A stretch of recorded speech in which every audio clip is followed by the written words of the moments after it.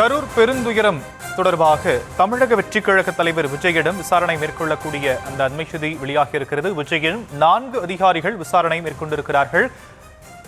இன்று காலை சென்னையிலிருந்து தனி விமானம் மூலமாக டெல்லி சென்ற தமிழக வெற்றிக் கழக தலைவர் விஜய் சிபிஐ அலுவலகத்தில் விசாரணைக்காக ஆஜராகிறார். அவரிடம் 4 அதிகாரிகள் விசாரணை மேற்கொண்டிருப்பதான அண்மை தகவல் வெளியாகியிருக்கிறது.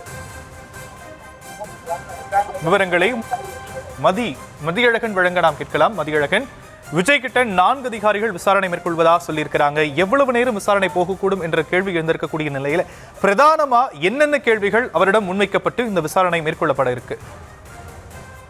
விஜய் 11:30 மணி அளவில் ஆஜரான நிலையில் அவர் நேரடியாக வந்தவுடன் விசாரணை நடைபெறக்கூடிய பகுதிக்கு அழைத்து செல்லப்பட்டு தற்பொழுது விஜயிடம் விசாரணையானது நடைபெற்று வருகிறது.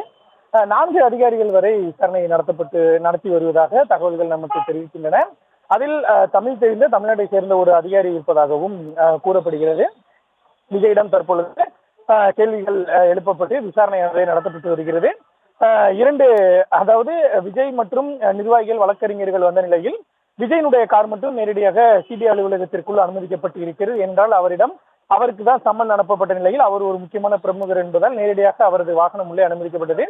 விஜயுடன் வந்தவர்கள் சம்மன் அனுப்பப்படவில்லை என்பதன் காரணமாக அவர்கள் மாற்று வழியில், அதாவது நுழைவாயில் வழியாக அங்கு அவர்கள் கைரேகை வைத்து அவர்களுடைய வருகை பதிவு செய்யப்பட்ட பின்னர் ஆதவ அர்ஜுனா உள்ளிட்டோர் அனுமதிக்கப்பட்டனர். தற்பொழுது விஜயிடம் விசாரணையானது தொடங்கி நடைபெற்று வருவதாக நமக்கு தகவல்கள் கிடைக்கப்பட்டிருக்கின்றன.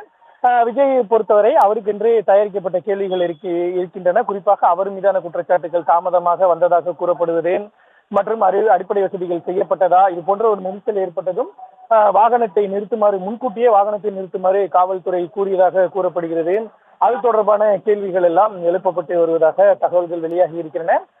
தற்பொழுது விசாரணை நடைபெற்றக்கூடிய நிலையில் 1:30 அல்லது 2 மணி வரை முதல்கட்ட விசாரணை முடிவடையும் என்றும் அதன் பின்னர் உணவு இடைவேளைக்கு பின்னர் விஜயிடம் மீண்டும் விசாரணை தொடங்கி மாலை வரை விசாரணை நடத்தப்படும் என்று கூறப்படுகிறது.